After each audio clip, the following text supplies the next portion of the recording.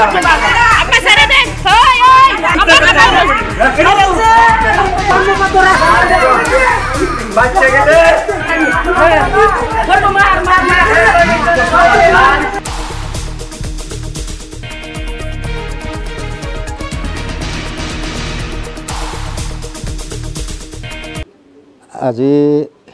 কেইদিনমান আগত 30 তাৰিখে অনুমান 8:30মান বজাত মোৰ ঘৰৰ সন্মুখত মানে কাৰেণ্টৰ তাৰত ৱায়াৰ লগাই মোৰ মিটাৰত লগোৱা আছিল।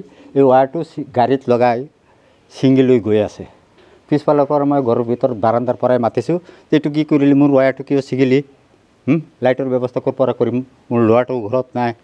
কি কৰে, সি গাড়ীৰ পৰা নামি পেলাই বাঁহ এটা লৈ পেলাই মোক মাৰিব বিচাৰিছে। তাৰপিছত এই মোৰ পৰিয়ালৰ মানুহকেইজনীও বাৰান্দাত গৈছে, মোক মাৰিব গৈছে যে বাৰান্দাত গৈছে। যোৱাৰ পিছত সিহঁতৰ পৰিয়ালৰ মানুহকেইটা আহিছে। এজনৰ নাম আলাউদ্দিন আৰু এজনৰ নাম ফৰিদুল ইছলাম আৰু বোৱাৰীজনীৰ নাম কি আছিল আৰিফা খাতুন আৰু এজনী বোৱাৰী শ্বাহজবিন চুলতানা। সেইকেইজনে মোক গালি গালাজ পাৰি আছে আৰু বাপেক পুতেক কেইজনে মোক মাৰিব বিচাৰিছে।